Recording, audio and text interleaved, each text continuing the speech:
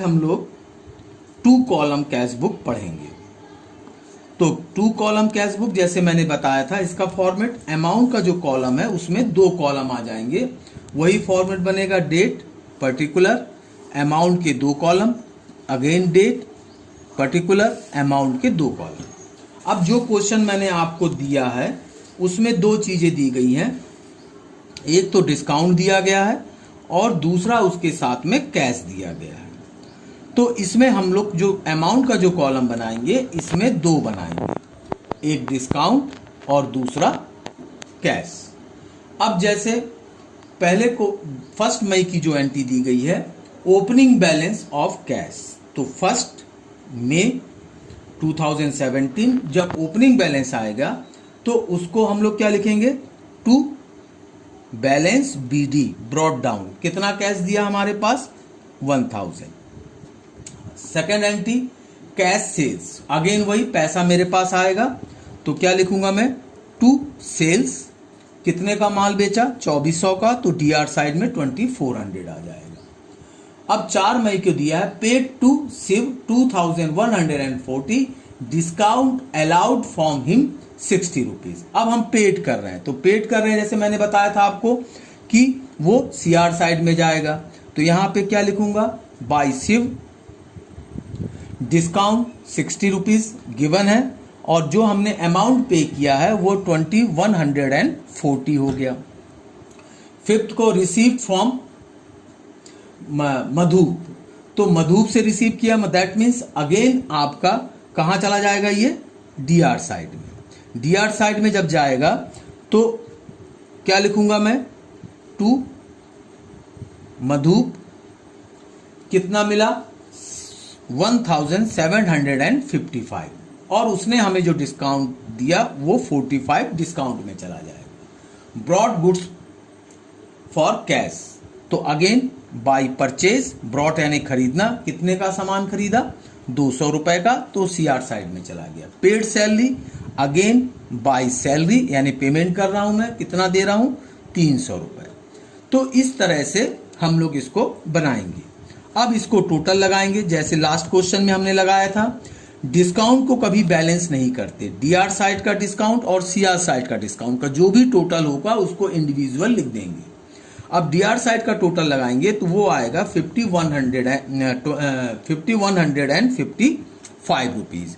अब इसमें से सीआर साइड के जो 3 कॉलम्स हैं उनको आपस में प्लस करेंगे, प्लस करके माइनस करेंगे तो ये क्या बन जाएगा, बाय बैलेंस सीडी बन जाएगा, कैरी डाउन, वो आ जाएगा 2515 और यहां भी टोटल हम लिख देंगे 5155।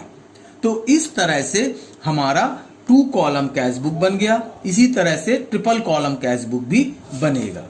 इसके बाद हम लोग जो है पैटी कैश बुक देखते हैं। पैटी कैश बुक जैसे मैंने बताया था आपको, पैटी कैश बुक जो मैंने आपको बताया था उसमें यह बताया था कि जो हमारे फुटकर एक्सपेंसेस होते हैं उनको बनाते हैं। उसको बनाने के लिए जो एक इसका जो हाफ फॉर्मेट है वो प्रीफिक्स होता है और जो सेकंड पार्ट होता है पेमेंट साइड का उसको हम अपने हिसाब, तो इसमें जो पेमेंट की जो एंट्रियां होती हैं वो अपने हिसाब से हम एज पर क्वेश्चन उसके कॉलम जो है ओपन करते चले जाते हैं।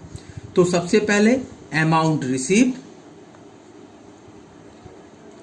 फिर उसके बाद आपका डेट आ जाएगा। अदर कॉलम्स जो हैं cash book folio, vouchers number, ledger folio, ये आप बुक से फॉर्मेट देख के बना सकते हैं, क्योंकि मेरे पास स्पेस कम है इसलिए मैं वो कॉलम्स को छोड़ रहा हूं। उसके बाद पर्टिकुलर, फिर टोटल अमाउंट, तो यहां पे आ गया आपका डेट, फिर पर्टिकुलर, फिर उसके बाद आपका टोटल अमाउंट एंड अदर जो ये कॉलम मैं अपने हिसाब से ओपन करता जाऊंगा। तो सबसे पहले दिया बैलेंस, किस तारीख को 1 जनवरी को, 1 जनवरी 17। तो यहां पे अगेन मैं लिखूंगा टू बैलेंस बीडी, तो ये बैलेंस अमाउंट रिसीव्ड में आएगा यानी कि 100 रुपए। Second entry received a cheque from head cashier 1000, तो यहां पे अब क्या लिखूंगा, टू बैंक, क्योंकि बैंक से मुझे पैसा मिल रहा है। कितना मिला 1000, तो ये 1000 भी अमाउंट रिसीव में जाएगा। डेट 2 जनवरी 17 का आ गया, तो ये मेरा रिसीव साइड हो गया। अब पेड प्रिंटिंग एंड स्टेशनरी, तो प्रिंटिंग स्टेशनरी का कॉलम में यहां अपने से खोल लूंगा, प्रिंटिंग एंड स्टेशनरी। तो अब यहां पे मैं बाय लगाऊंगा, यानी पर्टिकुलर में ही, जैसे अभी हम लोग दूसरे जो कैश बुक देख रहे थे सिंगल डबल, तो उसका डीआर साइड में 2 लगा रहे थे, सीआर साइड में बाय लगा रहे थे। यहां पर्टिकुलर दोनों का ही पेमेंट एंड रिसीव को एक ही पर्टिकुलर में लिखेंगे, सिर्फ फर्क ये होगा जब रिसीव होगा तो 2 लगा देंगे और पेमेंट करेंगे तो बाय। तो बाय प्रिंटिंग एंड स्टेशनरी, तो कितने का किया उसने 150 रुपए का, तो 150, और इसी 150 को टोटल अमाउंट कॉलम में भी लिखते जाएंगे। पेड रिफ्रेशमेंट, तो अब मैं अगला कॉलम खोल लूंगा रिफ्रेशमेंट का। तो यानी इस तरह से आप अपने हिसाब से कॉलम बढ़ाते जाएंगे एज पर क्वेश्चन। फिर मैं लिखूंगा बाय रिफ्रेशमेंट, कितना खर्चा किया 70 रुपीज, तो रिफ्रेशमेंट के कॉलम में 70 एंड टोटल अमाउंट के कॉलम में भी 70। फिर पेड कार्टेज, तो कार्टेज का एक कॉलम खोल लूंगा, कार्टेज, तो बाई